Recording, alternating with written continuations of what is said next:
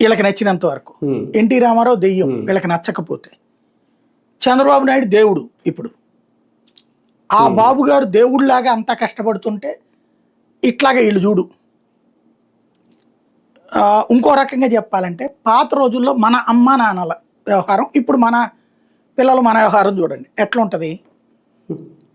అంటే ఆడవాళ్ళ మనస్తత్వంలో మార్పు కూడా ఇక్కడ సింపుల్ అనమాట. ఆ రోజుల్లో అమ్మలు మనం సరిగ్గా చదవకపోయినా ఎక్కువ ఆడుకుంటున్నా ఎలా మందలించేవాళ్ళు, మీ నాన్న చూడు రాత్రి పగలు కష్టపడతాడు, అంత కష్టపడి వస్తుంటే మీరేమో చదువు సరిగ్గా చదవకపోతే ఎట్లారా అని నాన్నని గురించి మనని మోటివేట్ చేస్తూ బాగా చదవమని చెప్పేది తల్లి. అంతే కదా. అప్పుడున్న తల్లులు మన అమ్మ నాన్నలు, మన నాన్న గురించి మనల్ని హీరోగా చెప్తా ఉంటుంది.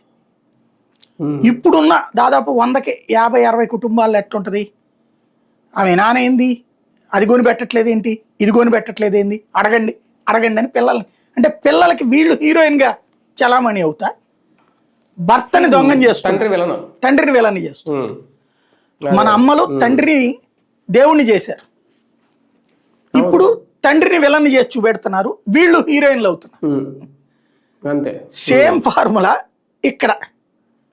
ఇప్పుడు చంద్రబాబు నాయుడు హీరో, ఇక్కడ విలను ఎమ్మెల్యే, వీళ్ళు ఈ కాలపు భార్యలు అనమాట ఇప్పుడు నడుస్తున్నది అన్నట్టు.